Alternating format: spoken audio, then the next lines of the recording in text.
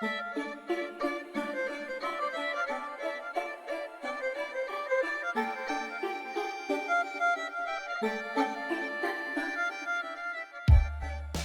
late January 1959, 10 hikers set out on a treacherous journey in an attempt to earn their Grade 3 hiking certification. Nearly 1 month after their journey began, the first of the 9 bodies were discovered. Till this day, no definitive answers have been brought to light. Join us as we explore some of the theories on what the hell happened in Dyatlov Pass.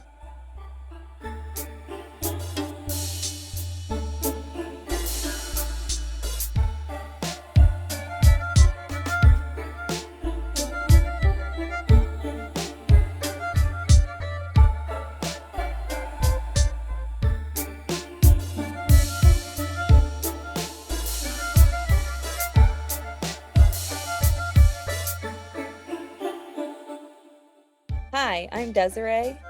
And I'm Mariah. We're two sisters with a love of storytelling and the paranormal. And you're listening to As the Crow Flies.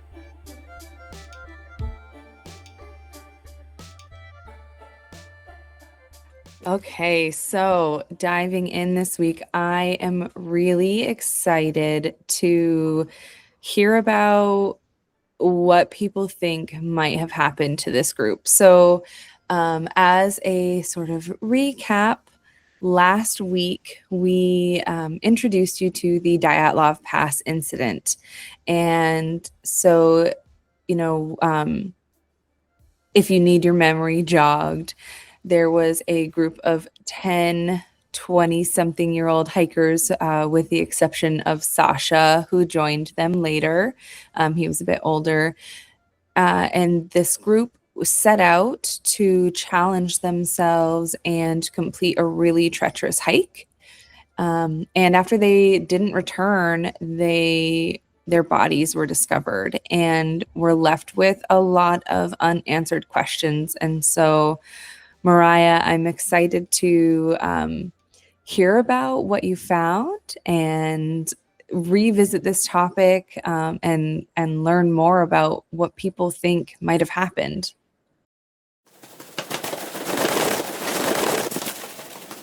While we get into some more specifics of the state of the bodies that were found, I want to share a trigger warning for gore, just for very graphic explanations of the states that these bodies were found in. I feel that it's very important to know this information to make sense of the different theories that we're going to share and discuss, but it can be a bit overwhelming. So please listen at your own discretion, and we completely understand if you need to skip this one. It is kind of sprinkled throughout, so unfortunately there's not a safe spot we can guide you to, but we look forward to seeing you again in the next one.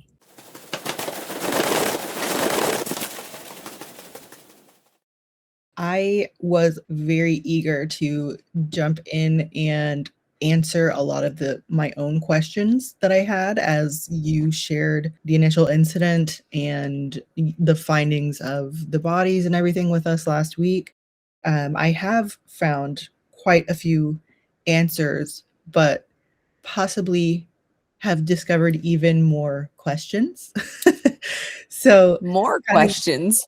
Yeah. So, like I ended in our last episode, we won't have any final answers to provide, but I think it's still very interesting and very, mysterious, strange.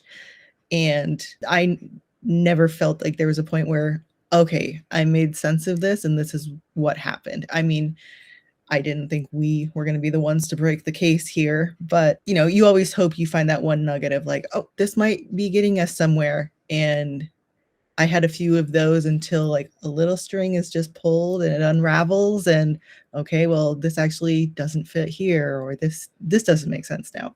I remember feeling that way too the first time I heard about this story, listening to Morbid.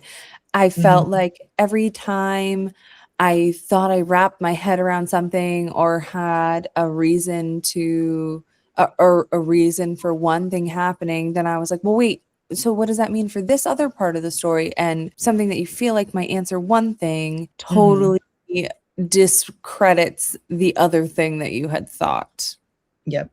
And I found so much of that even with like professional expert opinions, or supposed expert opinions of, this makes it total sense. It couldn't be anything but this. And then you remember that one detail that, they're not picking up on, or reporting on, and things just don't add up. So let's jump in and see where we find ourselves. I'm excited. So first, I wanted to kind of paint a mental picture for everyone, because one of my biggest questions was, where did all of this take place relative to the other parts of the incident? So in my mind, things are like completely sprawled across the side of this mountain, and I was having a really hard time visualizing where everybody was. And so I wanted to first add that information. Where the tent was about 400 meters away from their supply drop. So before they continued up the side of the mountain to put their final camping spot, they left some supplies that they could go back to later to lighten their load and to just have that stashed in case they needed it. They didn't need it right away, but they did need it for the trip. So that ended up being at a point of about 900 meters elevation. The peak that they were trying to reach was 1,097 meters. So that's how close they were to their turnaround point. That's They interesting, because before the bodies were discovered, they checked the summit. And so I was assuming that they were very far apart. Mhm. It feels very drawn out in your Yeah. mind, and so I was surprised to kind of see some of these positions. So they're at that about 900-meter elevation point, close to where they needed to be, and things kind of, no pun intended, go downhill from there. So I'll give you a quick snapshot of what was left behind. All of their backpacks, all 9 backpacks, their blankets, 2 were spread out as if they were getting ready to lay down, 7 were crumpled. It wasn't really explained if they were kind of like thrown down in a rush or if they were just like all in a pile yet to be spread out. There was evidence of them having started or had their dinner for the night. That will also come up in the autopsies. So they note that their final meal was about 6 to 7 hours before everyone perished. So it paints this picture of just kind of a normal, as normal as you can get, night camping on the side of a mountain peak. Everything was kind of organized inside. They had their what they called household inventory, so like toiletries and things in one corner. Their shoes were close to the entrance. Their kitchen supplies and food was off in another spot. They had not unpacked the stove, and they had a few tools and things outside. Of note, I also thought it was very odd that even in the pictures and the descriptions of the search party, they had their skis all still like stuck in the snow standing up. And we'll get into more reasons why I don't feel this is the strongest theory, but to me, that's a big kind of red flag or blinking lights as to like if there had been an avalanche, which is the quote unquote official determination for this catastrophe, why were those not completely buried or at the very least knocked down? There was snow accumulation up against the back of the tent, but not to the extent of an avalanche that would cause this party to flee the tent in a panic. Yeah, I had the same feeling. Just thinking of, there was, I think it was 15 to 20 centimeters of snow in the tent. A measurable amount of snow, sure. Avalanche, no. Yep. And also, like you said, the site was just way too orderly for me to believe that it was an avalanche. Yes. And that brings me to one of the quotes from another search party member. So they described the scene leaving the tent as an organized and uneventful descent down the slope of the mountain.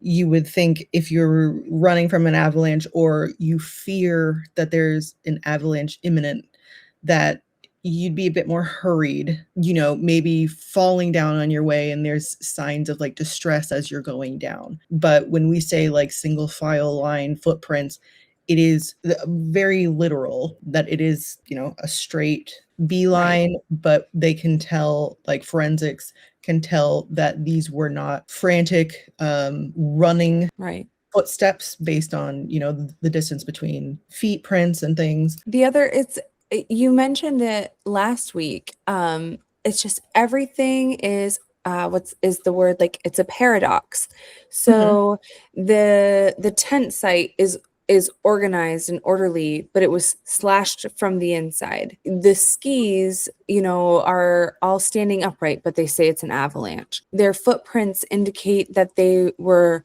leaving in a calm and organized and orderly and uneventful fashion, Mhm. but they're still leaving in such a hurry that only one person has their boots on and the others are Yes. barefoot entirely or only in socks. So Yep. it's like, are they rushing? Are they scared? Are they not? What's happening? Exactly. That was the biggest sticking point for me, or I mean, probably for everybody, is just all of the details together don't make any kind of sense. You can explain one here, you can explain one here, but looking at the bigger picture as we should be, you're still just as lost as when you got here. So, leaving the tent, we are going to find our first hiker. 870 meters down the slope is where we find Zenaida. They were closest to the tent. It was noted that their head was laid in the direction towards the tent. So as if they had fallen, they would have been on their way to the tent, not like they fell backwards and we're pointing back down slope. And the kind of running theme you'll see, which also points to like how hurried were they really? These people had a varied amount of clothing on them. One or two were rather unclothed, but Zenaida, for instance, had two hats on, multiple sweaters, two shirts, pants, trousers and ski pants, and several pairs of socks. No shoes, but she wasn't unclothed. The temperature that they were experiencing, I had reports as low as -40 degrees Celsius, which happens to also be -40 degrees Fahrenheit. One of the Oh, weird times that they overline. now was Zena one of the ones who was found with other people's clothes on? They all were. So in the autopsy reports, they get into specifics of the type of fabric, the coloring. So, she may have had three mismatched pairs of socks, and then another hiker had one of the matching socks to what she was wearing. You'll see like there was a jacket that was very clearly not belonging to one of the hikers. I think Yuri Yudin, the surviving member, identified it as his jacket that he gave to one hiker, but it was found on another. And so everybody's just kind of wearing everything. So and maybe you'll get into this, so I apologize. Did you find anything out about the order that people died in? Because I wonder if Xena is wearing other people's clothes, if that's because, she took them because they were past the point of being able to survive and she was still trying Mhm. to survive. And maybe that's why we found some people naked. That is one of the theories that I think makes a lot of sense. I did not find any clear, notes like autopsy or forensic notes about the order in which the members died. They all had that roundabout, like they seem to have died within this period, but not down to I the like, think I think the cold made it hard for them to determine the exact times that they died because it really slows down decomposition, I assume. yeah, in the images that I saw, they were very disturbing. I ended up going through some of the autopsy images, so would not recommend if you're squeamish or, if those things stay with you. I watch a lot of true crime, also just like forensic dramas and things. And so while it's like unsettling, it's not nauseating to me, but they almost look mummified. The bodies that were found in the elements. There were a few that were found in water, and there was a clear difference. So Zenaida was closest to the tent. Zenaida had the bruise on her right side of her waist, and she had some kind of like minor abrasions and other bruising along her body. But the final cause of death was noted as hypothermia. They specified that there were Winooski spots, which are pinpoint bleeding within your intestines, like petechial bleeding, that is very definitive to hypothermia cases. And so while it's not exclusive to hypothermia, you can see it in other cases. That was one of their main determining factors in calling hypothermia for most of these deaths. They also were sure to add that there was no alcohol found in her system. So some of these theories were like, perhaps they were in an altered state of mind, or they had, they were pre-celebrating getting to the top. But it was noted that like the boys weren't smoking. They had a very limited amount of alcohol, which was assumed to more likely be for medicinal purposes. If somebody had an injury that they needed to sanitize, they didn't have, from what we can tell, an amount even in their packs that would have allowed 9 people to get to that state, but none of them had alcohol in their systems. One thing that I've had a couple of people ask me about after the first episode was, what about drugs, hallucinogenics, things like that? Was there any indication of those being found? No, there was a theory about a certain type of mushroom that the Mansi people use and are like familiar with. That was not noted in any of the autopsy findings. I can't quite remember if toxicology reports were run and come back with nothing, or if those were the reports that were run and did not come back. There were a few things that were sent out that either didn't come back or were never reported on. So that is still a mystery in some aspects too. But from what I found, it wasn't called out that there was any other substance in their systems. And again, even say if they did find, something, or if we're speculating, because if the toxicology report didn't come back, can we assume that they were under the influence of drugs? It still doesn't explain some of the injuries, like the forces that are equivalent to that of a car accident. Yeah. The autopsy explicitly states that these forces were inhuman, like mechanical almost. And that there is a distinct lack of external damages that correspond to the internal injuries in a lot of these instances, which also indicates that there was some kind of force and not necessarily an altercation or like a clear physical external factor, falling on a rock or having something thrown at you, being punched. So that's what we found with Zenaida. There wasn't much other information to go on. More or less, it feels like a lack of information on her. Where did that bruise come from? We speculated before that, when they were found by the tree, perhaps while they were gathering, she fell while climbing, or it could be that they fell while they were going down the mountain slope. Or a branch was dropped on her. Yep. Yeah, because the branches were larger. Everywhere. Yeah. Everywhere and larger. They said a grown man could have dropped like a monkey bar and hung off of one of these branches full body weight, and it wouldn't have snapped. So they were pretty sturdy. But yeah, I don't have that was never found. Unfortunately, the best idea I have for that is like maybe it washed away in the river. It was noted like once things started melting, it was a bit of a stronger current, and so maybe one day a fortunate hiker will come across that and kind of add some more to this, the evidence that we have, but nothing yet. From there, we go on to Rustic. So after Zenaida, Rustic was the second in line from the tent. He was about 1,020 meters from the tent, so only 400 meters behind Zenata, climbing up the slope. Again, he was found with his head pointing towards the tent as if he was also trying to return back to their campsite. He had a bit less clothing on him. It was noted that there was 2 shirts, a sweater, 2 pants, and 4 pairs of socks. He had a single felt boot on his right foot, but no boot on his left foot. It was also noted that he had a small pocket knife on him, not one that they would have used to cut those branches out of the tree. Right. Not capable. Right. And so also, how much of this were they sleeping in and just popped up out of? It is very cold, so they're not just going to be in like Right. a little cami They're and skivvies. yeah.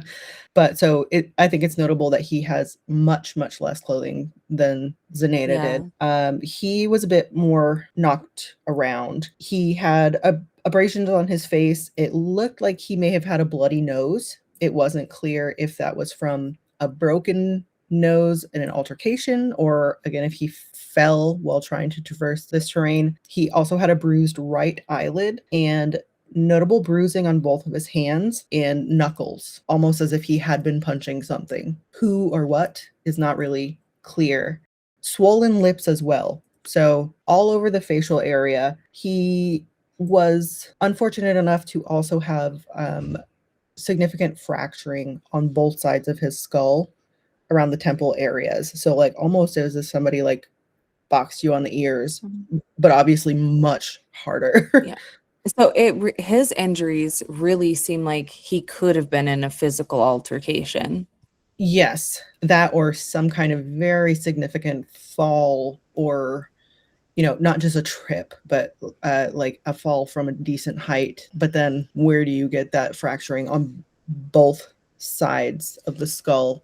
Again, just kind of more questions than answers. And with him, his cause of death was also hypothermia, officially. Just like with all of the others, those Wisniewski spots, that petechial bleeding in the intestines that was found in all of the bodies. Again, no alcohol, no substances noted in the autopsy. Those Wisniewski spots are as a result of hypothermia? Yes. So they are, what I found was highly reliable sign of hypothermia found in about 40 to 100% of cases. I don't know how you get that wide of a range up to 100%. It can also be caused by severe medical stress. So it's been noted in severe alcohol intoxication cases, which is probably why they were specifying there was no alcohol found in these hikers. Fatal burn wounds and diabetic ketoacidosis was another. But with every one of these hikers having these same Wisniewski spots found, unless it was lazy, morgue work, and then they're just saying, must be hypothermia, copy paste, as much as you can quote unquote copy paste in the 1959, unless there was some kind of, laziness or cover up. It seems a little. You said it. You said Yep. the words. It seems a little far-fetched to think that they all had these indications and there was some other cause besides hypothermia, that every one of them would have had diabetic ketoacidosis or some other Right. known Right. cause. What a coincidence that would be if they all had those Wisniewski spots from several different Yeah, reasons. this And whole. you mentioned the burns, but if correct me if I'm wrong, but I believe the only burns obtained were post-mortem. I'll have to check my notes. I don't remember if they were post-mortem or very close to death, but they were mostly found on extremities, as if somebody was trying to warm their hands and feet. There were no fatal burns or, wide coverage of burns. So something like that, I don't think you would see these Wisniewski spots in those kinds of cases. And even if we think about the that article that was released by Lev Ivanon 30 years after, Mhm. I warned in episode 1 to take that with a grain of salt because he was just trying to bring coverage back to that story. Yes, and there was a lot of discrediting from many different sides for Lev's theory of the fireballs and what could or could not have caused that and if that even happened. So yeah, I didn't look too much further into that one because it just kind of seemed Yeah. like a throwaway kind of it could have been this, Yeah. it It honestly seemed could very have out been of this place. thing, but yeah. We'll move on then to Igor. He was the third in line. He was found 1,200 meters away from the tent, which put him at about 300 meters away from the cedar tree that they were all found to kind of have converged around after leaving the tent. So again, looked like he was heading back towards the tent, but he was still a relatively significant distance away for being in this climate. Again, just throwing it out there as a reminder, it was about negative 40 degrees Celsius Fahrenheit.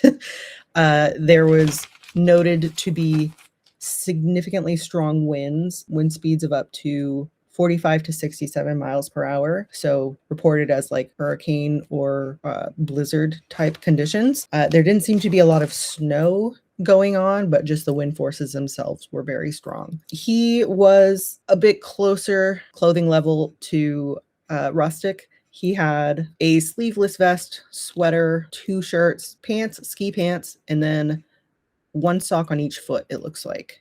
No shoes. He was the possible pairing of injuries to Rustic. I say that because he is also found with bruising on his hands and knuckles and blood on his face. He was less injured in those ways. So Rustic had a lot more serious injuries, a lot more evident injuries. Igor seemed to be less bruised up, but still notably had bruising on his wrists, not wrists, knuckles, which I think stands out. So how was this information presented? Was it hinted at that Igor and Rustic got into an altercation, or they're just saying Rustic had these injuries, Igor had these Mhm. injuries, take that as you will? More that's the second line. So this is just from the autopsy notes, and I went through the diaries, the group diary, their individual diaries, and I didn't pick up on any hint of bad blood between any of the members of the group. They more or less seem to be friendly, if not actual friends with each Yeah. other, and they got along pretty well. It seemed like they all had very like lively conversations with each other, and there wasn't any like singling out or butting of heads that I picked up on from their own writings. Yeah, and from just hearing like last week and researching and sharing the background of the group, it seemed like Igor for the most part was a pretty poised individual, Mhm. at his Fairly level-headed, relative. yeah. Yeah, and at his relatively young age, he was mature enough to lead and organize and facilitate an event like this. So to think of him being in that state of mind where he would get into that brutal of a physical altercation with someone doesn't make sense with what we've already learned about him. I mean, Right. anything can happen, of course, but Mhm. that's just my 2 cents of as why that wouldn't make so much sense. Yes, I agree, and that was a big mystery for me, as I'm sure with everybody. Just like that seems to be the most likely cause would be like a fist fight between the two to explain those specific injuries. But then why? What happened? With Igor, I also wanted to point out, like you asked earlier, were they wearing their own clothes? Was there a mix up, a mix of everybody? It was pointed out that the vest that Igor was wearing was Yuri Yudin. It belonged to him. Then we will find ourselves at the base of the cedar tree. So this is where that accumulation of branches, where that fire was built. The cedar tree was just under a mile away from the tent, 1.5 kilometers. So not a hop, jump, and a skip away, but it's not extremely far. Any healthy individual, certainly these 9 well-prepared hikers would have been able to go back and forth no problem, especially like to gather supplies and stuff for their stove before any of this happened. So at the cedar tree, we are going to find Yuri or Georgy Krivonishenko and Yuri Doroshenko. They were, again, I think I forgot to mention for Igor also, but still up to this point, their cause of death has all been noted as hypothermia. Georgy Krivonishenko, he was pretty underdressed. He had an undershirt and a long sleeve shirt, what was noted as swimming pants, and then long underpants, and a single sock on his left foot. So I'm sorry. Nope, you're okay. They're experiencing negative 40 degrees Fahrenheit, negative 40 degrees Celsius. We just went through a cold snap here in Vermont. And, when it was negative 30, they were warning of, getting frostbite in as little as 10 minutes. So Mhm. if he was alive when he was in this state, he was in some serious trouble. So that's why I wonder if the other people, like Xena, if, her clothes came from him, if he had died first and she was, Mhm. trying to get back to the tent to get more things when she died.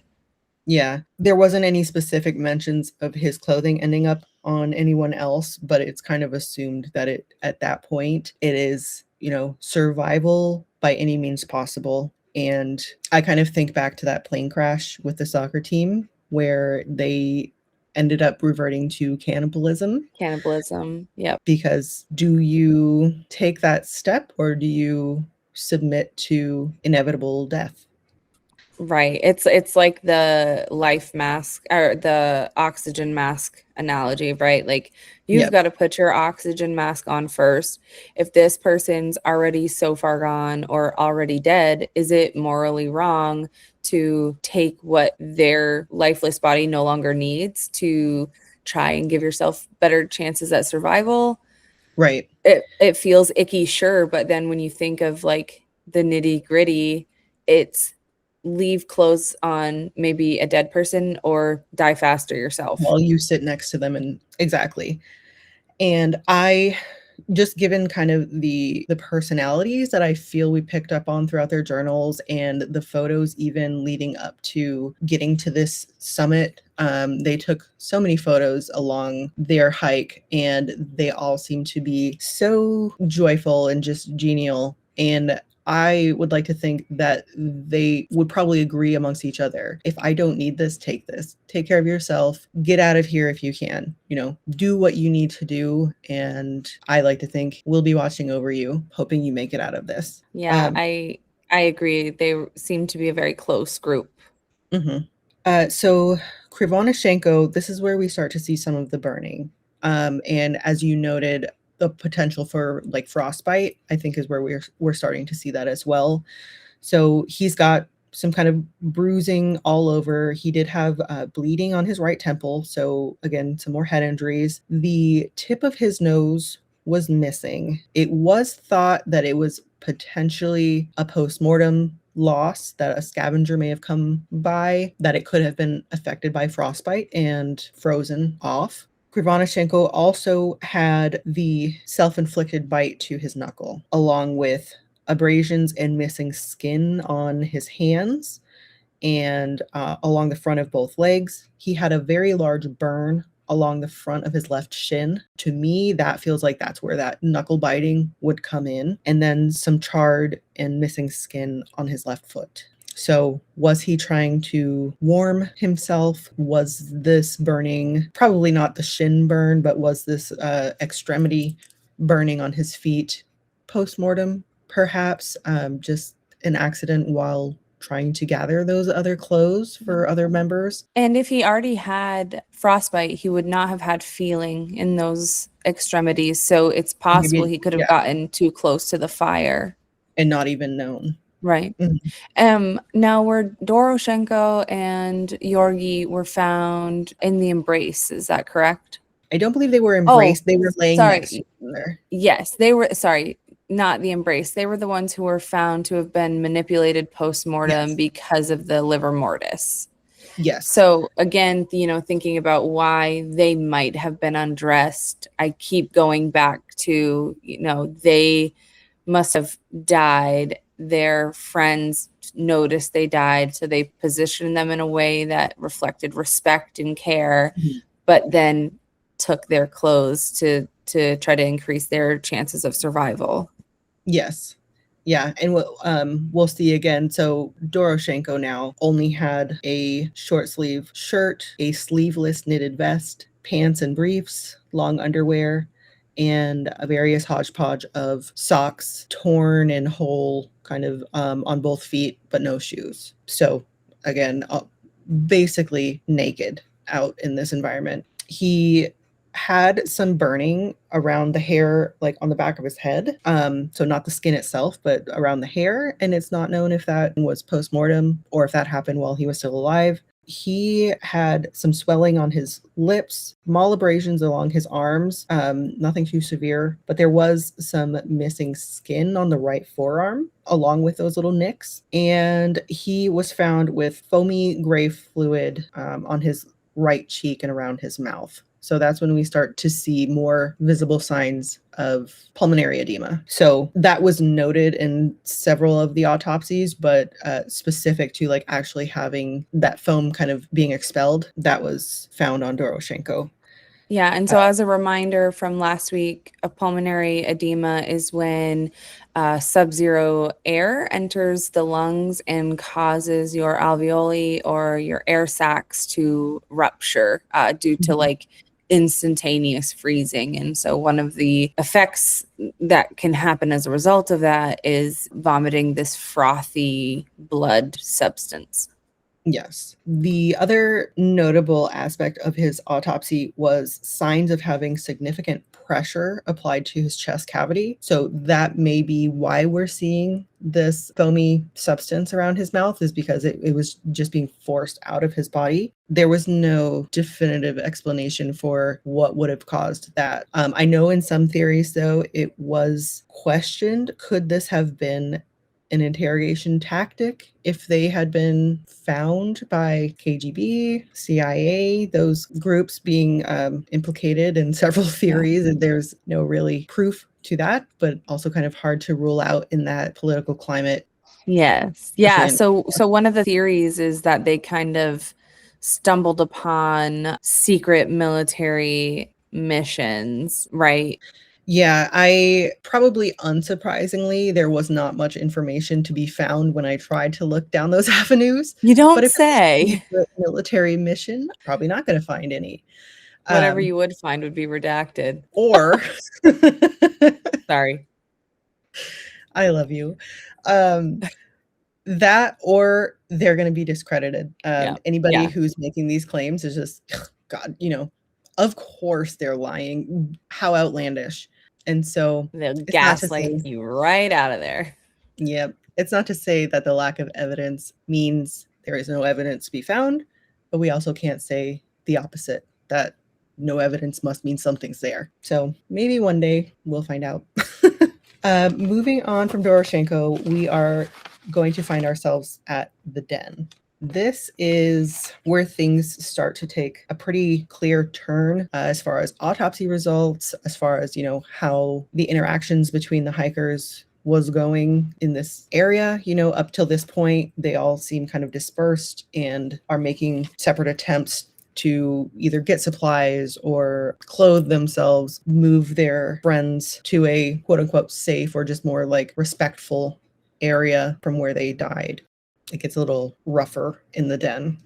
So up until this point, I mean, there's some weird things that don't quite fit into hypothermia, but they can be, I mean, it's not something that I'm like, yep, that makes absolute sense. I'm happy with that explanation. It's like, I mean, if I had to live with that explanation for the rest of my life, I guess I could.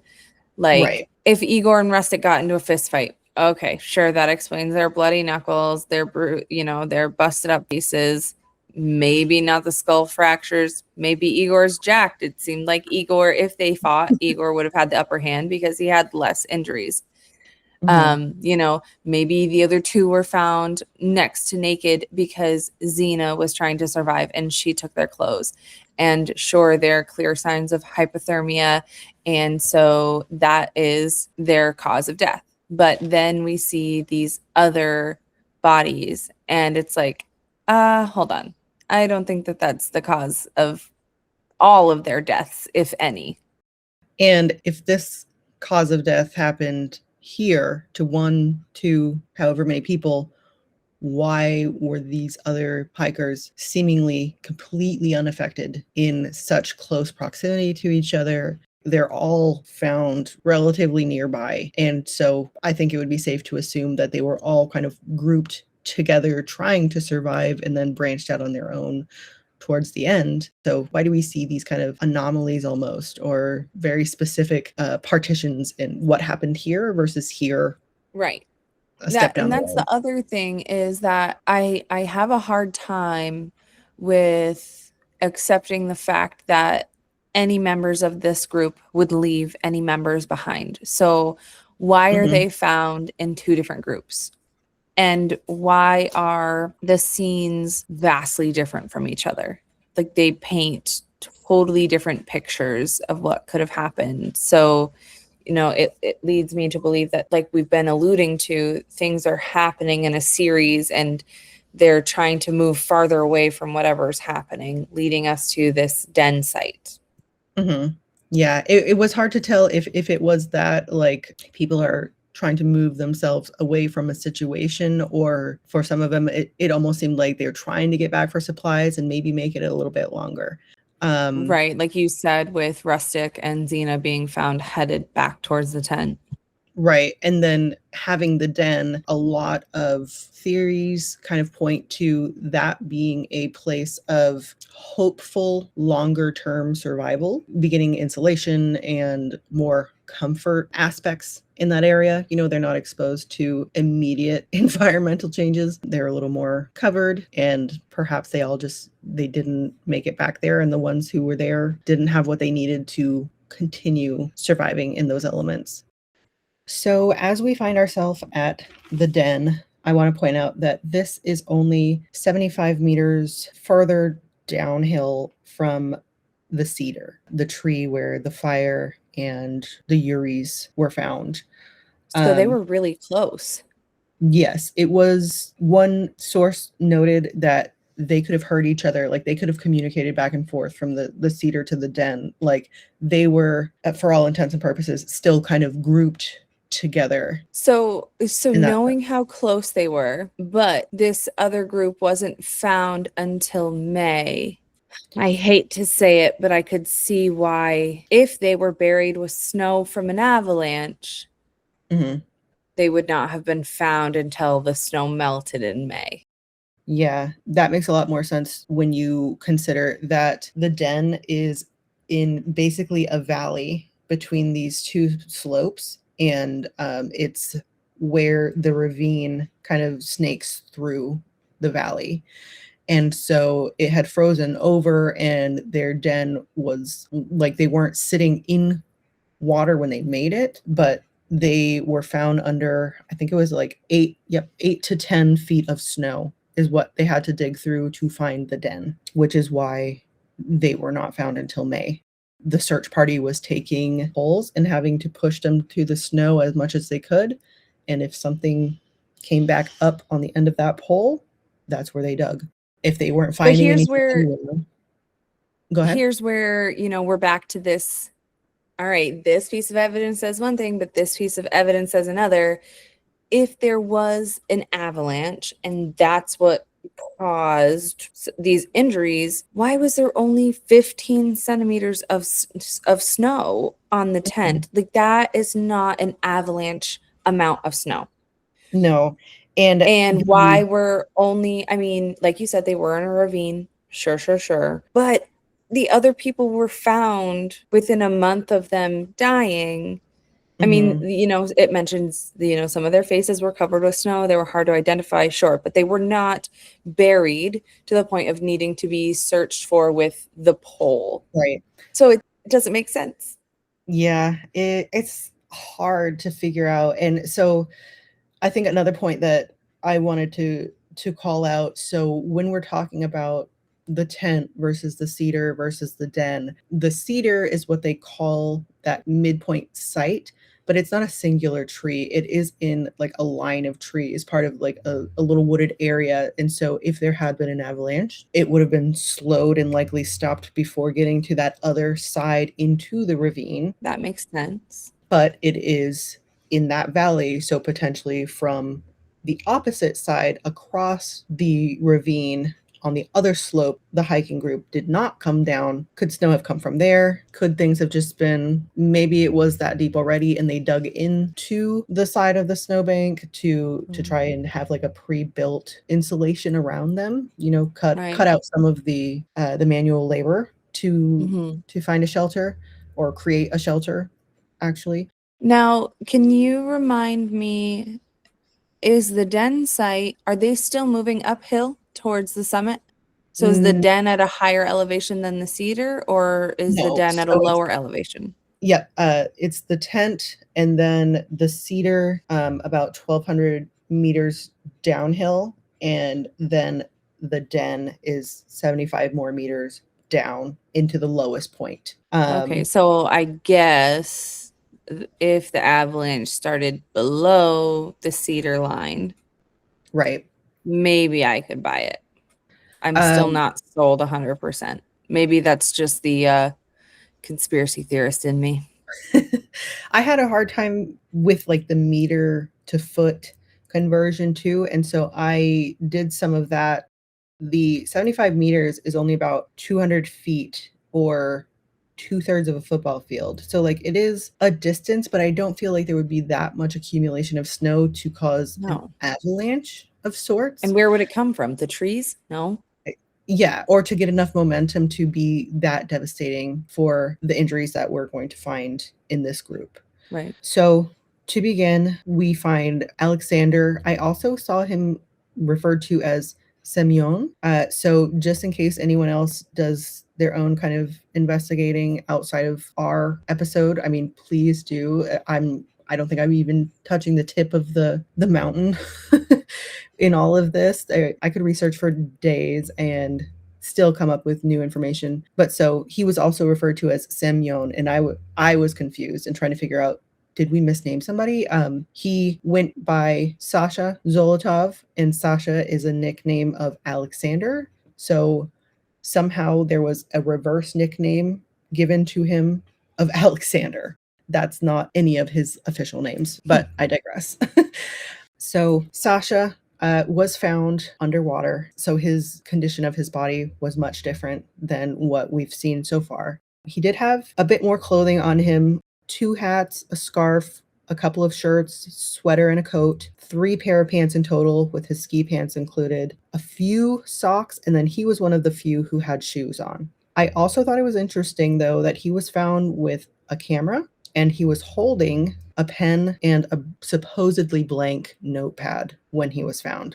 So he wasn't completely Blank. submerged. Exactly. And the notepad was not filed in the evidence. It was only stated to have been found by one of the officers in the search party and then was not seen again. But there were several corroborating stories that the notepad was seen in his hand when the party was found.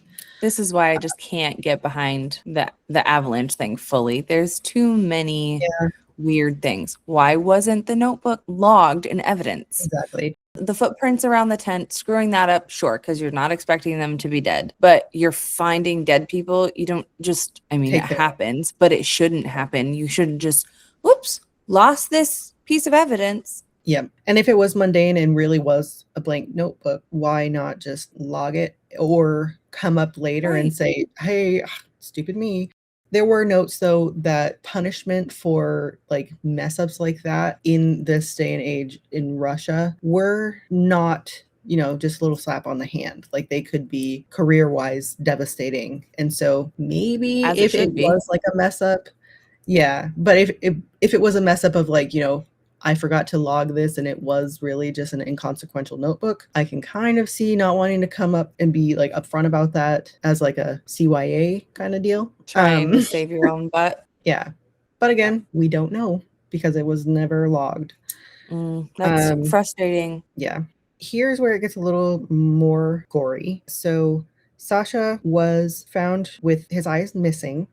Again, though, he was partially underwater, and it is theorized that, could that have been from decay and predators scavenging Mm-hmm.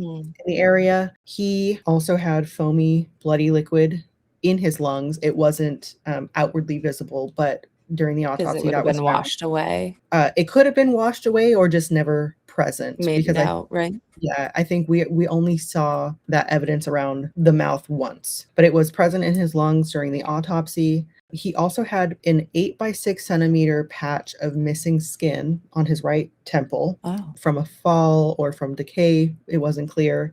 Just noted Mm. that there was what they called a soft tissue defect in that area. And Sasha was found to have several broken ribs on his right side. It was noted by Lev that these wounds are very similar to the type of trauma that results from the shockwave of a bomb. So, one of the theories that we come across is whether that be a bomb or some kind of natural phenomenon that produces this strong of a shockwave, something caused these injuries without the external bruising or like Yeah. puncturing or anything that you would think you would find when you have what is it, the second, third, fourth, fifth, and sixth, five broken ribs on your right side. Yeah. And again, here's where it's weird is why do the outward injuries not match the inward injuries, Mhm. and thinking about the types of force that takes. That's not a physical force, right? Like it's not Right. And then, something solid hitting you, yeah, but a like force a is hitting tangible you. force. Yeah, Right. exactly. And so that remains a mystery for Sasha. Cause of death was noted as internal bleeding due to the broken ribs. So the extreme environment that they were found in likely had a negative impact on his survival rate, but they were very significant injuries in and of themselves. And so, he might have had a little bit better of a chance if they were in the summer months or, in a better terrain, but it wasn't anything to just kind of like shrug off and, walk it off. This force was also seen in Liuta. And so, very similar, her cause of death again is listed as internal bleeding due to those broken ribs. She also had an accumulation of blood within her right ventricle of her heart. And so, it seemed like much more significant or just widespread internal bleeding and injuries compared to Well, and Sasha. that's where they speculate like a squeeze, right? Like something. I didn't come across any squeezing, I think. I think I just mostly came across questions about like if they were hit with a similar force, why is Sasha's injuries so Right. one-sided and she's got more like whole body bilateral issues going Hmm. on. And so whether that was from some kind of shockwave or Right. being thrown or falling from something, like why are they so similar but different, like Different notably enough. different.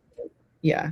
Yeah. So Liuta, she was the hiker that was found pressed up against the rock in the ravine in that den area. So when I was looking at pictures, this was another question that I had. The rock that she was up against, pictured almost like a high lifted bed. So like if she was at the foot of the bed, kind of leaned up, push up against the foot of the bed. On top of the bed is where the other hikers were found in the den. So So why was she lower? Right. Is that what you're getting at? So, yeah, why was she down there? It almost then looked like she was trying to climb up or get back up to like the actual pine branches and the area that they kind of cleared out and laid out for everyone to stay, I guess.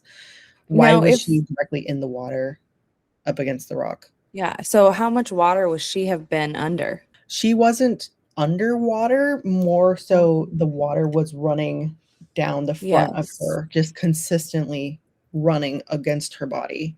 But the And others then above her were underwater? they were found like partially underwater, Oh, so not okay. Okay. not fully submerged, sorry, but just parts of them were noted as having quote unquote bath skin, so like that raisiny Yes. kind of texture. All of these bodies were noted to have that widespread across their body, and then some like sloughing and loss of skin and tissue because of the water, not necessarily because of their injuries, but Mhm. being in running water for, what was it, several months. This is one possible reason that they think she was missing some of her tissue. So Liuda was also missing her eyes, the right upper side of her lip, as well as her tongue, and like the underside of her tongue, where it's like attached in your mouth, was missing. Her nose cartilage was flattened unnaturally. So potentially those things were kind of affected by the water and scavenging. There Mhm. was no note of it looking specifically like it had been forcibly removed. I know there were some theories of torture or things like Yeah, that. I was gonna say that sounds like a torture tactic if it was forcibly removed, but knowing how scavengers work in these really desolate areas where there's 40 degrees below zero, they kind of are opportunistic feeders, and so they kind of go for those easy things first. Yeah, that's what I would hope to think. And I mean, just based on the findings, again, the autopsy tech could have left details out, but it didn't sound like there was any forcible removal of these body parts. And if it was, why only Liuda and Sasha? When Right. everybody is so close to each other and seemingly all dying around the same time, Hmm. it's Yeah. just strange. I Um, mean, as gross as it is, maybe it has to do with how waterlogged they were, yeah, that's what I was thinking. Is like just like softer tissue. it, Hate yeah, to say it, but and then just kind of washed away yeah. or more easily removed by scavengers, and Yeah. so just opportunistic Hmm. scavenging. So Liuda was also one of the more heavily clothed members. It seems like the group in the den, that seemed like that was the final destination, not in a morbid sense, but like that's where they were trying to get to. And so being more clothed, seemingly having a bit more comfort as far as insulating off of the snow and things like that. She had two sweaters, a hat, two shirts, trousers, part of a wool jacket torn apart and used as like leg warmers, along with several socks, tights, stockings, satin briefs, no shoes on her, but she seems relatively more well dressed. Um, I just want to talk about the paradoxal undressing for a moment. Like, to me, in my mind, and I know I've mentioned it a couple of times already, and I believe investigators ruled that out as well. But thinking of hypothermia, even if that were the cause of death, you would think we would have actually seen examples of paradoxal undressing. But it seems like the reason why we found people undressed was because of them having passed and their friends needing to find more items of clothing to give themselves a better chance at survival. So I think that that is a really definitive reason of why we can put hypothermia out of the question. Because if it was hypothermia, why are we seeing them just freezing to death and not really experiencing that delirium sort of stage that is often seen with hypothermia? So I would have to check because I don't know if it's like a absolute stage of hypothermia or if it's just a phenomenon that's seen but not happening with every case of hypothermia. But it was called out that paradoxal undressing seems to be very unlikely given that they are relatively clothed. So like why are they not completely nude if that was the case and they were just stripping all of their clothing? Yeah. So looking it up, paradoxal undressing occurs in approximately 20 to 50% of fatal hypothermia cases. And then a National Institutes of Health reports that the phenomenon was described from 33 cases of hypothermia collected from Swedish police reports. The cases were almost evenly distributed with regard to sex, age, and geographical distribution. The cases occurred more frequently in open land. And I wonder too, if So, you're alone and kind of left to your own devices, is it more likely than if you're in a group right, and you've got other people right. in more of a stable place of mind Hmm. trying to help you survive? and not undress yourself.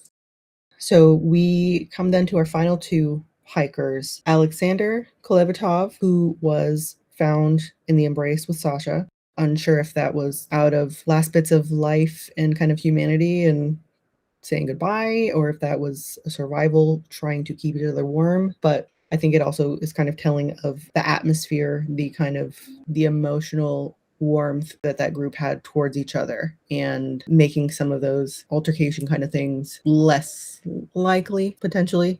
So Alexander also had some missing tissue, his eyebrows, some areas of hair that was noted to likely have happened post-mortem, so not seemingly like an injury that led to or was part of his death. His lower right jaw was exposed, and he had a wound behind his right ear as if he was stabbed or punctured. It wasn't clear what kind of instrument, if that could have been like a branch that was fallen on, or if that was The foul knife that was play. never found. Yeah, I wish there was more information about the type of wound, if it was like a slit or Right. a more round.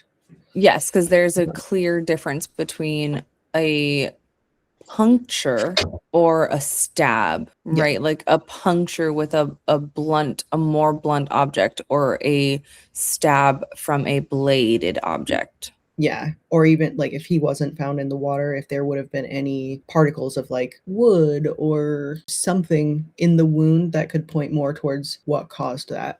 And he was noted to have quote unquote unusual mobility in his nose cartilage. So somehow potentially breaking his nose, whether through a fall, or he didn't really seem to have much bruising noted. So maybe less likely to have been in a fight if there was one at all. And then more of that pulmonary edema, foamy liquid found in the lungs, more or less clothed like the others, a couple of shirts and sweaters. He had shorts, pants, ski pants, and canvas pants. I don't know if those are like the zipper kind of sports pants. No shoes, but he did have a couple of socks on each foot. And there wasn't much notable damage found during the autopsy. So I just found it weird that his cause of death was listed as the result of low temperature. It wasn't specifically stated hypothermia like the others, just low temperature. I don't know what that means.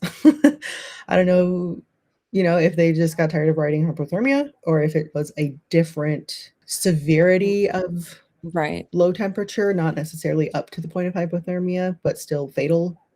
Well, it seems odd that everything was, as you mentioned earlier, copy paste. Yeah. I And think his so. is These different. were found in May versus the other bodies that were found in February. True. I will say that I did not write down if it was the same autopsy technician, and so that could be Right. the reason for the difference now that I'm like speaking it out loud. Hmm. Um, but it just stood out as weird, you know. There's a name for it, so if it was hypothermia, why not say that?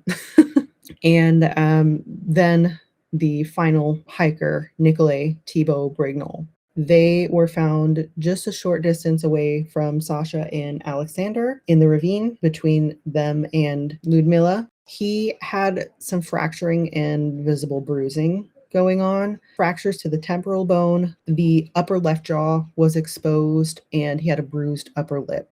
More foamy liquid from the pulmonary edema possibility. And I'm not sure if it was the autopsy or just a search party, but it was noted. I don't believe these injuries could have been the result of Thibault simply falling from the level of his own height, i.e., falling and hitting his head. So this injury likely would have resulted in a severe concussion or like immediate unconsciousness. He may have still shown signs of life for several hours, but he was very likely not functioning. He couldn't move himself, almost like a we're just seeing this through until their last breath, but they're basically already gone. He would have had to been dragged or moved by others to get anywhere, and it's not clear if those injuries happened in the den or if they were able to drag him to the den and were hoping to help him through once he came back to consciousness, if he was going to come back to consciousness. His cause of death was noted as closed comminuted pressure fractures. So essentially, a comminuted fracture is a bone that's broken in 3 or more places, and closed being that it didn't break the skin. So it was some kind of intense crushing force. Right. And there was no real indication of what that was, but very severe, very significant force causing that.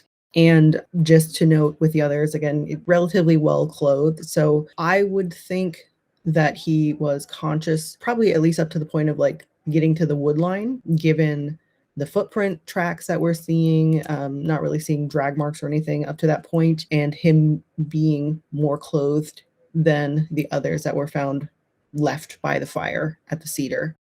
So he had a fur hat and a wool hat, a shirt, sweater, fur jacket, a sheepskin. He also had gloves in his pocket, underwear, sweatpants, and cotton pants, ski pants also, and knitted socks.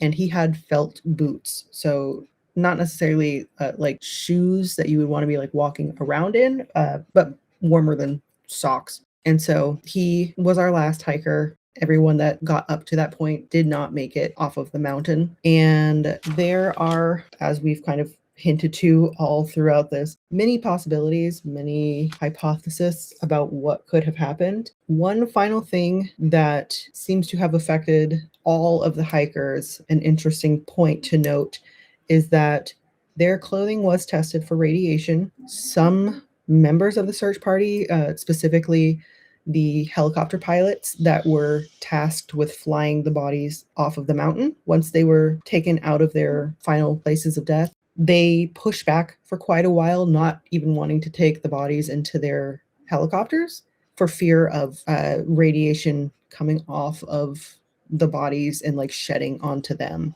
They didn't know how much, if any. The testing wasn't done until like the autopsies, but that was a big concern of theirs. Here's my question.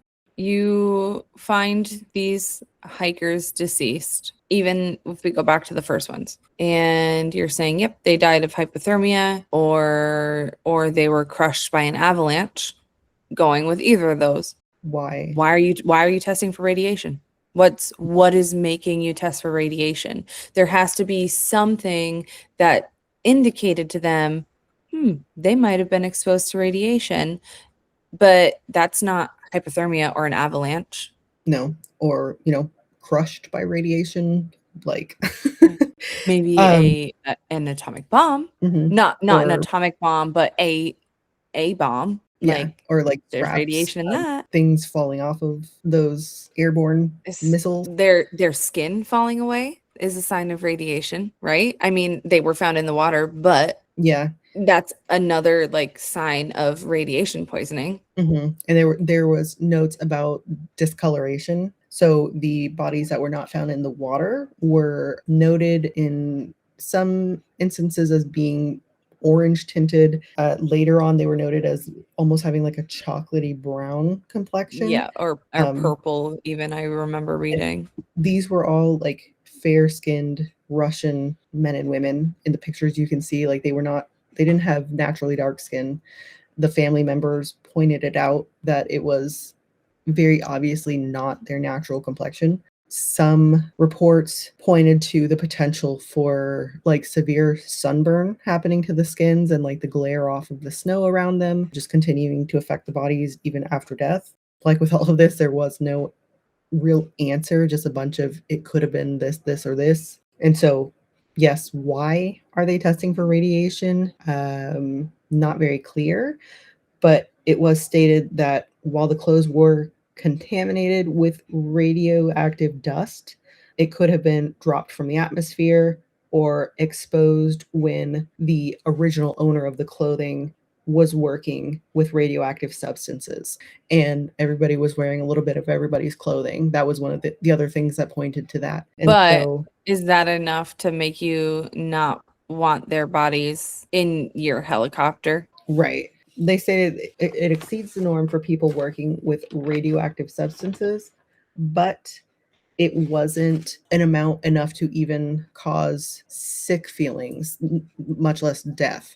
And so there didn't seem to be a big concern for the radioactive exposure, the radiation exposure after the fact. But I mean, if you don't know and the tests haven't been done, but there's talk of potential radiation, I would probably want to nix that helicopter flight also. I wouldn't True. want to You want to be err on the side yeah, of caution. stuck in Yeah. there. You're not So getting a lot of answers. So, I did a quick search just asking about what was the political state of Russia in 1959. So it was during the Cold War. They had just been released from sort of like the oppression of not Stalin. Yes, Stalin. They were just so they had a new leader, but on all accounts it seemed like they were moving towards a more peaceful time, but leaning into this potential military operation that's being covered up. It's worth noting that it was during the Cold War era. So maybe they stumbled upon something that they weren't supposed to. Maybe nothing mhm, malicious was supposed to be happening, and the Russian government is saying, well, we're just going to go test some things up here in the middle of nowhere where no one's going to be. And the Dyatlov group happens to be there. And then they just perished as a result of that. Maybe a bomb that they dropped started an avalanche.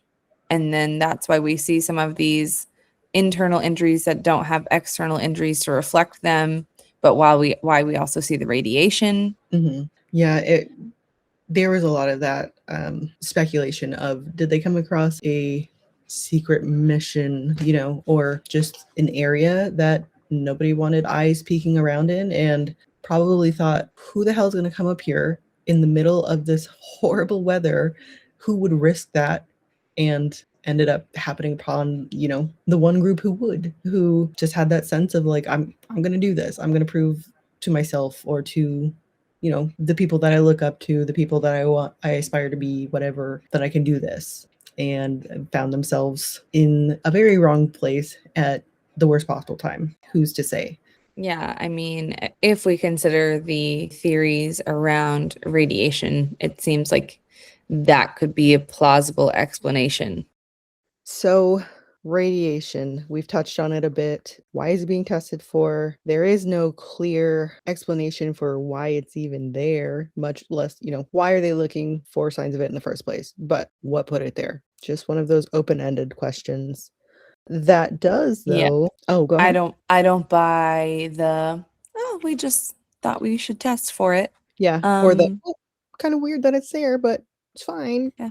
So much so that you guys are this concerned about it. Mhm. But he's not concerned about it working in that environment every single day. Yeah, and the levels that they're finding are higher than normal this long after he would have been exposed and in the elements.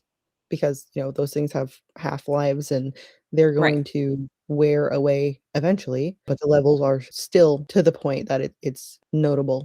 With that, kind of introducing the potential for a missile or a bomb flying overhead whether it was scheduled and the group just happened to be in the wrong place, or if this was an intentional attack on the group, kind of going back to that KGB, CIA, secret state type deal, more very much conspiracy theory aligned. Right, where they targeted.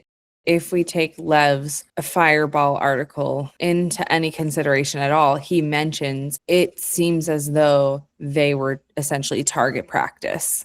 They were sought out and targeted. So, I mean, it's worth noting with this new theory of radiation and also mentioning the explosion of some sort being what caused those internal injuries on the group in the den. Yes, and then that begs the question, are they being targeted out of opportunity? So this group is just on the mountain and whoever is looking for target practice or just has the means to do it is like, "Well, let's see what happens." Or were some or all of the members of the group being specifically targeted for reasons unknown? There were plenty of tangents that I found of Sasha or Igor specifically being double agents working with the KGB and the CIA and being found out by one or the other. From what I found, there wasn't any hard evidence to actually point to those things being a true possibility. I mean, the ideas were thrown out there. Part of me wants to stray away from those theories more out of like a matter of respect. Like if there's not any actual evidence pointing to that, not Right. wanting to kind of like sully their names or Yeah. throw outlandish accusations about these people Yeah. who very well could have just been, unfortunately, there when they shouldn't have been.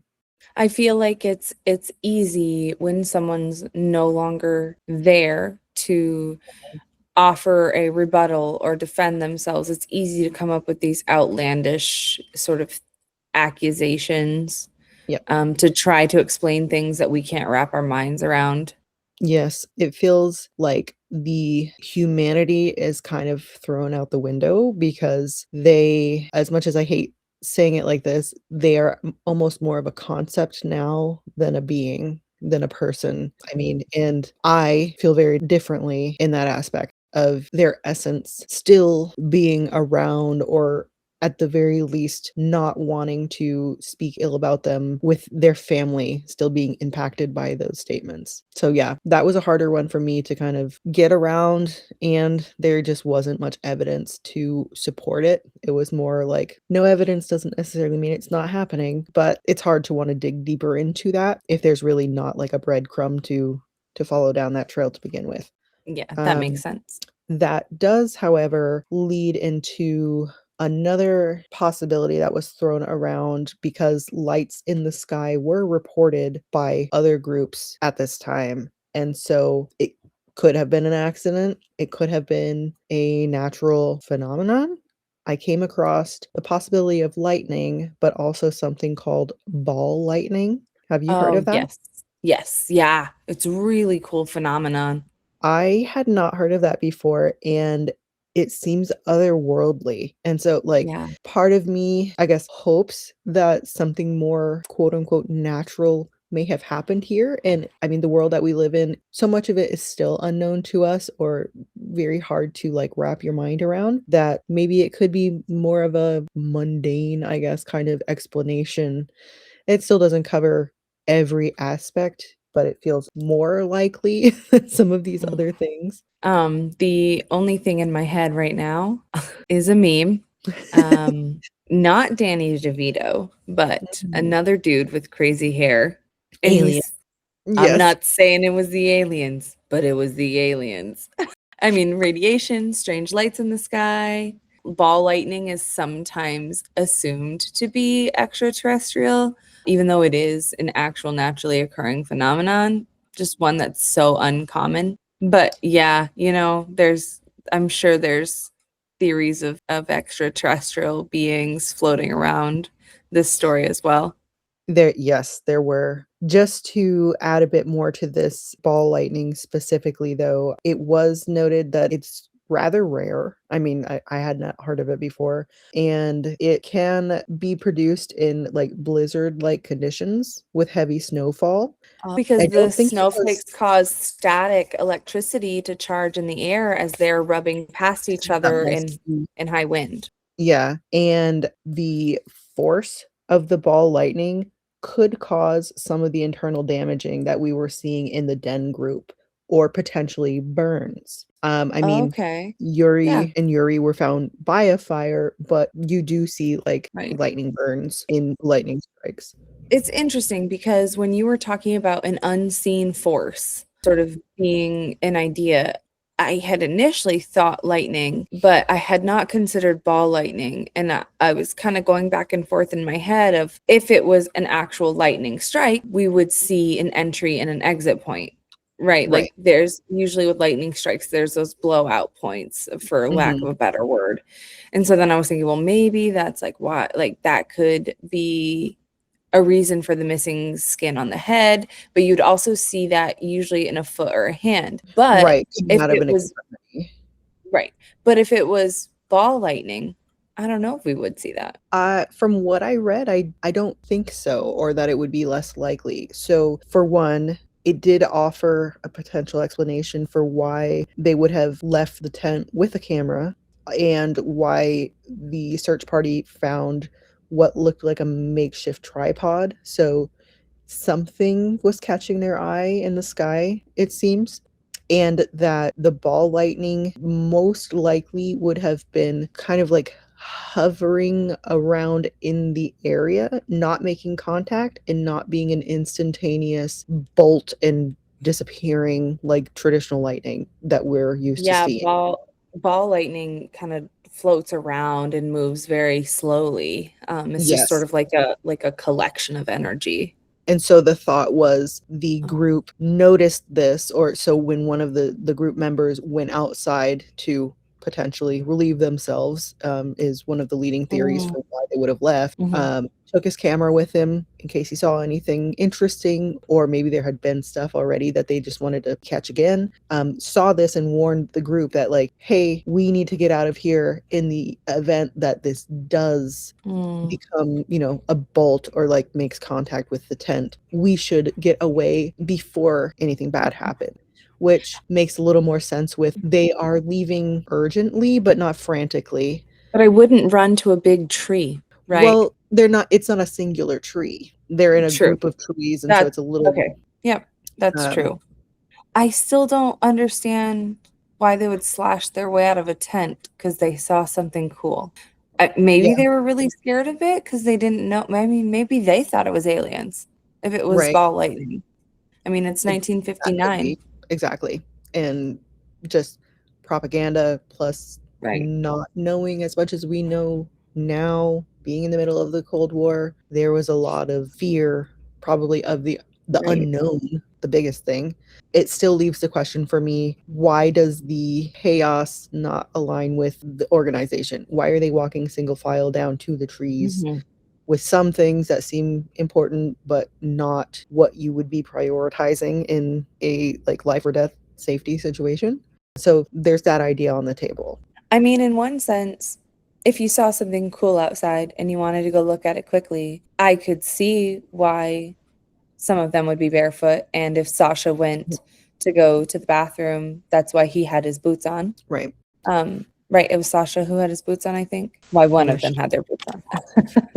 yeah, I would say I've got like But some papers over here. I can find it, but yeah, but also, again, we're faced with yeah, it could explain some things, but it doesn't explain everything. If you're seeing something exciting, why are you walking in a single file line? yep. Or if you're frantically trying to escape a lightning storm, like, it's Yeah, there's so many other questions. That led me down a kind of cool to me, maybe hopefully cool to a few others, rabbit hole of more natural but seemingly supernatural phenomena. This one seems to be more outlandish, but I thought it was fun to add the potential for what's called an area of gravity fluctuation. Do you know what that is? no. I can imagine, but it it's as weird as it sounds. Basically, an area of altered gravity due to, magnetic yeah, forces in the just rocks. specific conditions that they don't stay in one area. So they're shifting, they're moving, they can come back potentially to like the Dyatlov Pass area or to other usual hangout spots that you might find them in, but they're not always there. But it was, I say, floated out there. You'll see why that's funny in a second. It was thrown Well, you're out. talking about gravitational shifts. Well, the theory was that one or several of the group members could have literally floated off the tent floor, like lost enough gravity to be floating away, potentially panicked when they hit the top of the tent and like slashed their way out because of that. But in doing so, allowed those forces to continue Mm. kind of like all messing with them and pulling them further away into a more dangerous situation instead of just being contained in the tent. I can see that being, UFO scary, just in Mhm. general. Why the fuck am I not on the Right. ground? I was just sleeping, or like I was just, laying next to my tent mate.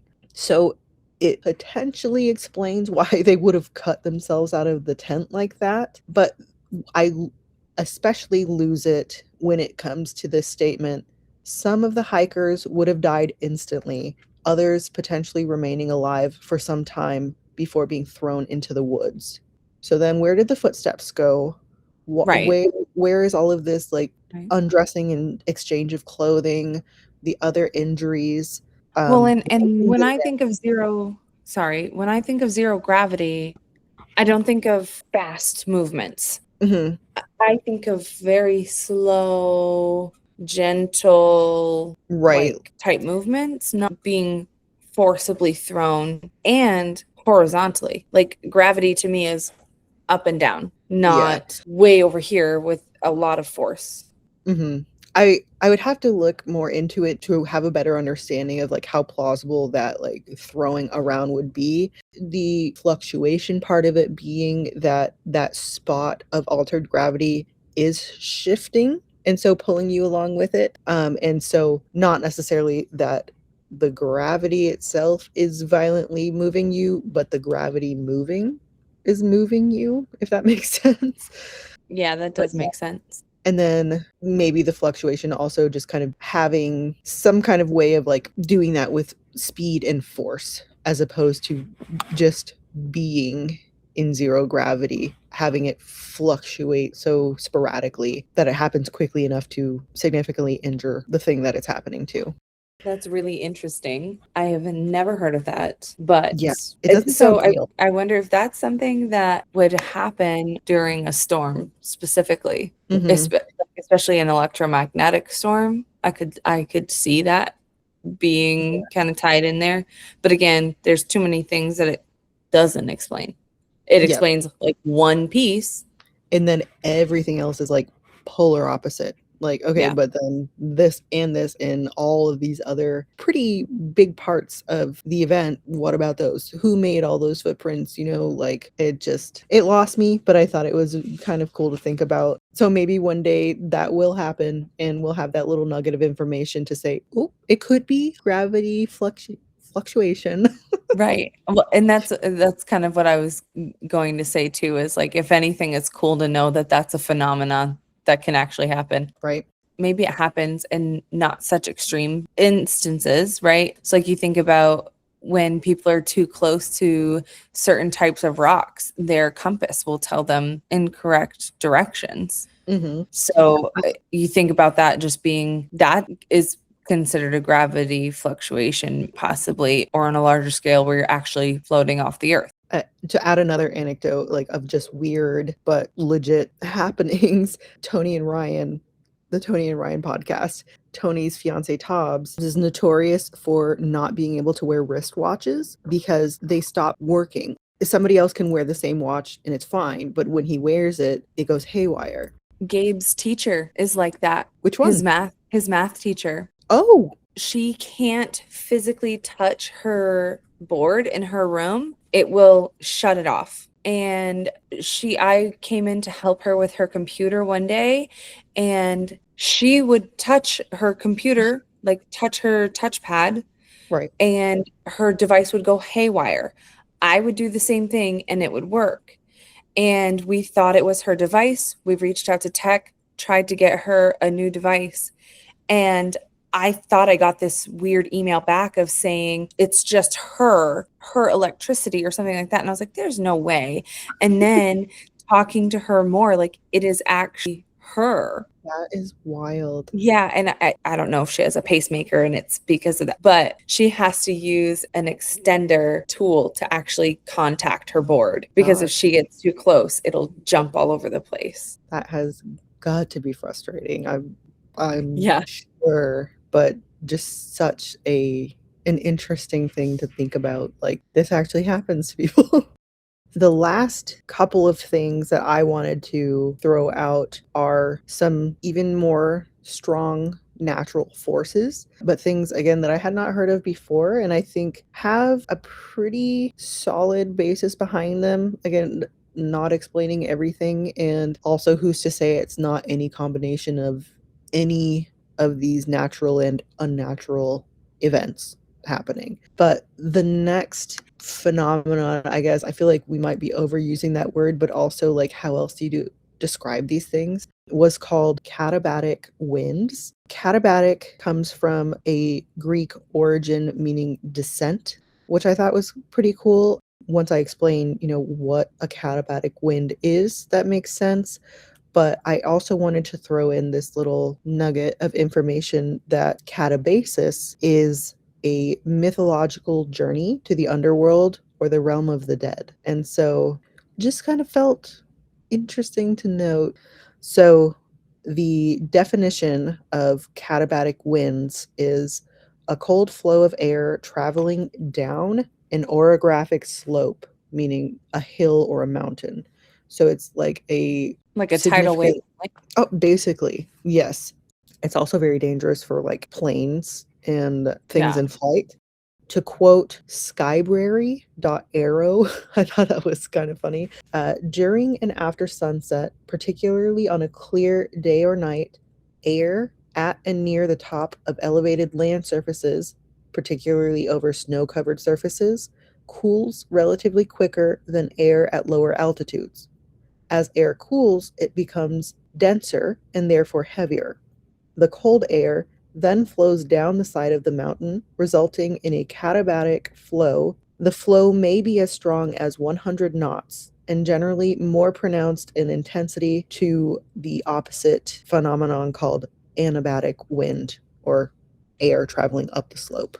So that's really, I feel like wind in and of itself is like an insane phenomena. And embarrassingly enough, I'll admit, and maybe it's not embarrassingly enough because who knows, but I didn't understand what created wind until I was responsible for teaching that to children. And I had to Right. figure out what causes wind. And so it's a difference in temperature. The difference in temperature between air masses, right? And you think of as cold air rises, it's sucking in everything from underneath it to pull it up. And so Yep. that's what cold air rising and cold air sinking and kind of hitting the ground and whooshing out is Yep. what causes those different winds. So thinking about this katabatic wind phenomenon is really intriguing because you don't think of air as having a weight, but really cold The air force behind it. is heavier.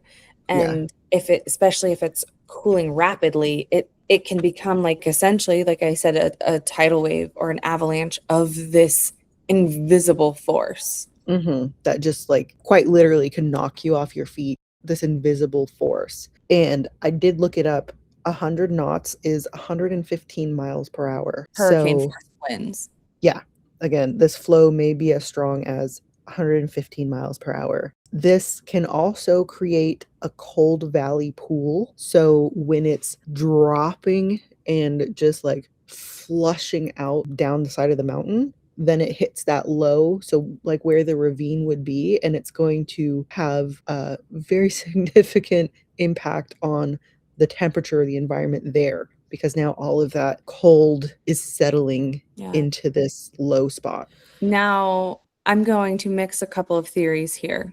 Yes, please. I'm going to mix this theory with the radiation theory because there is a story of a town that everyone died from. I don't remember if it was carbon monoxide Mm, or some gas. So they were in a valley, the gas leaked and settled in the valley, and it was just a silent killer. right.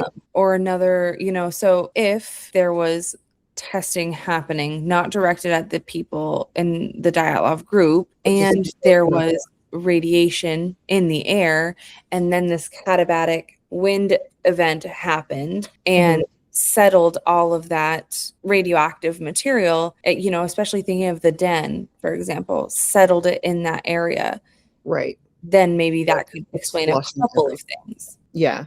I had not considered, so I had been trying to kind of like put pieces together of like, well, if this and maybe this together.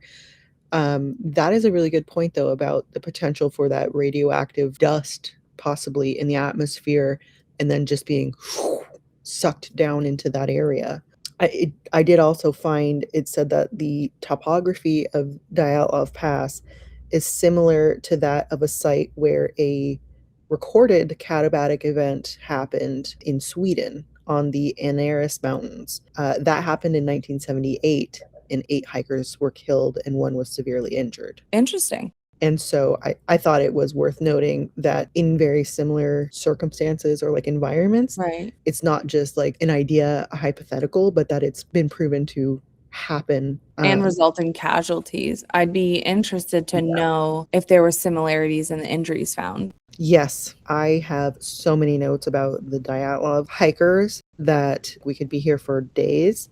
But I did want to eventually look into their injuries and see how does this line up, probably minus the radiation, but how do these other injuries and forces align with what we're seeing here? Maybe that's a mini episode follow-up. Yeah.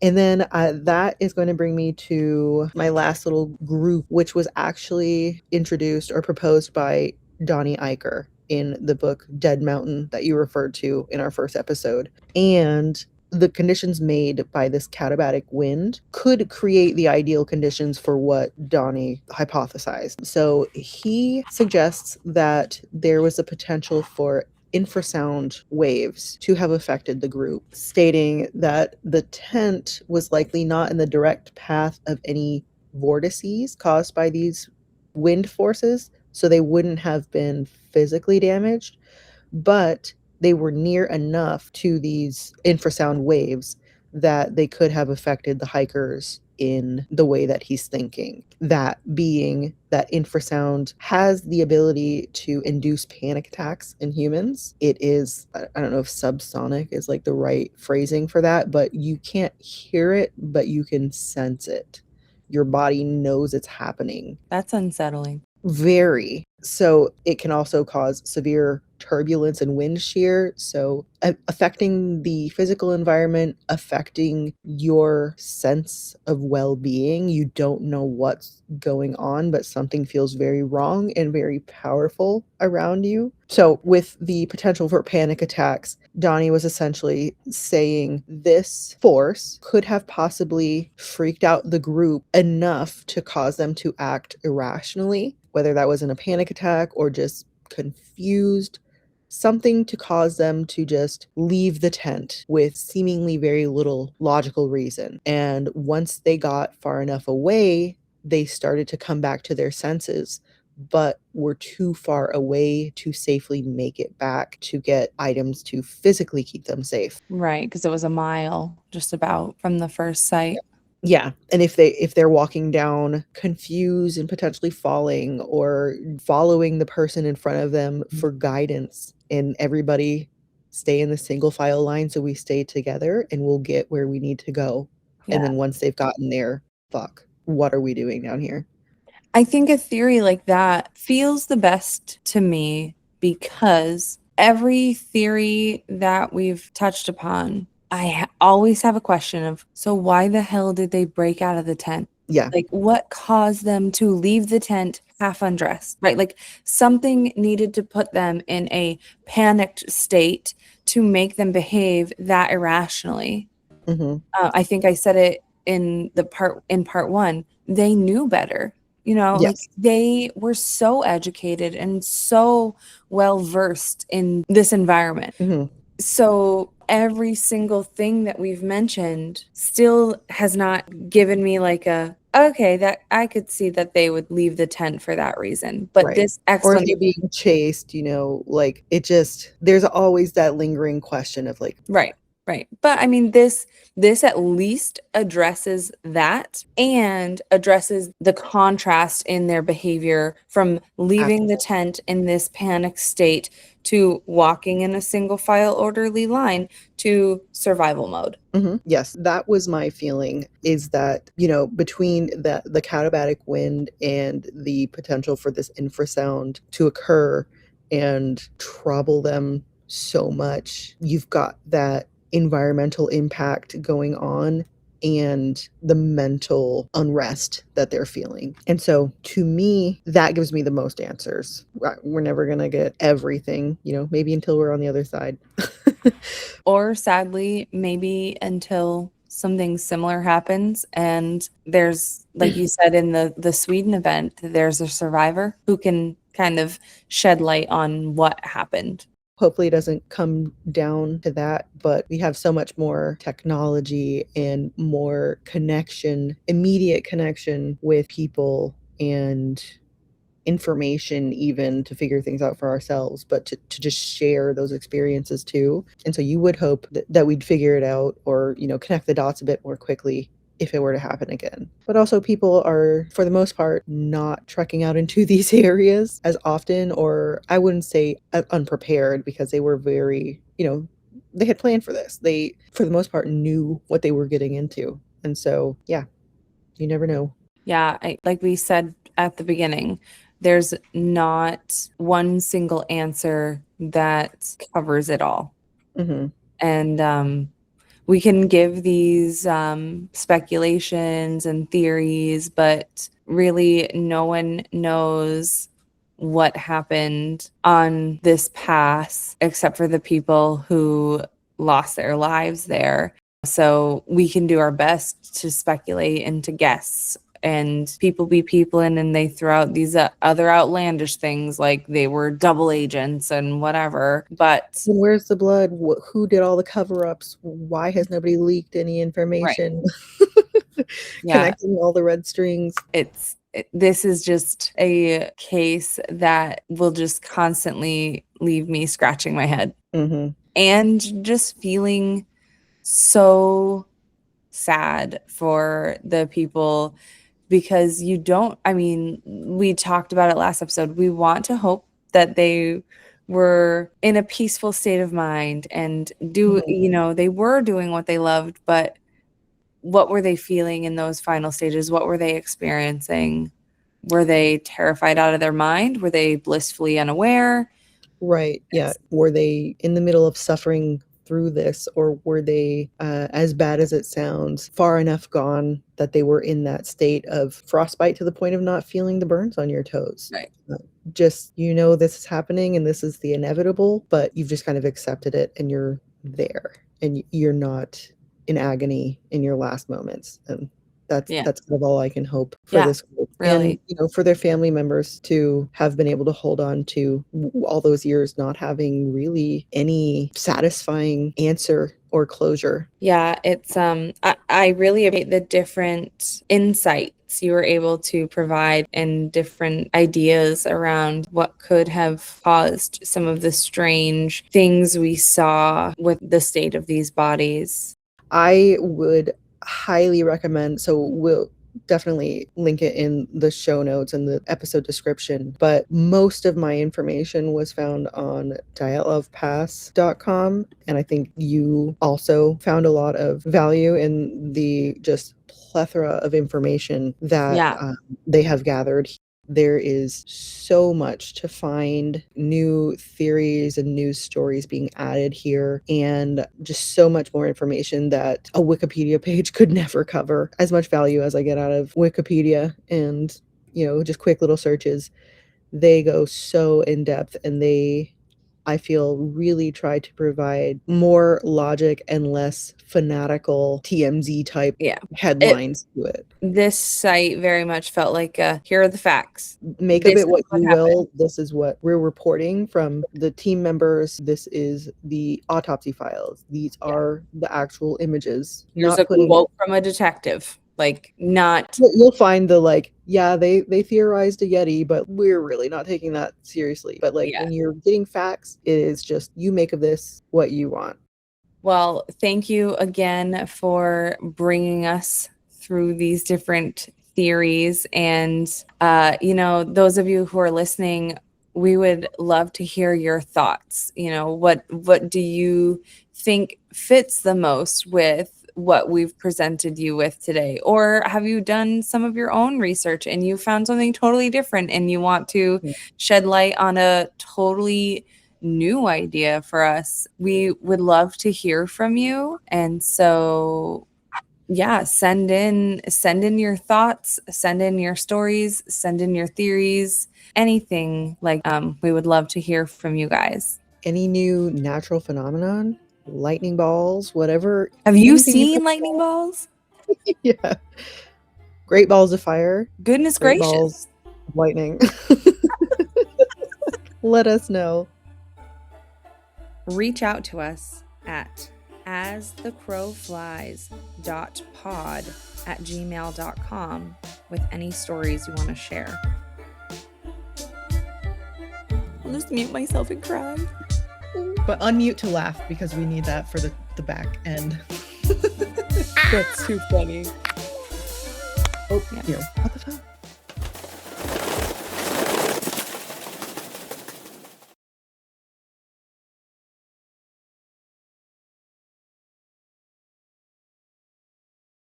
I hope to God we can't just hear him like rip ass in the background.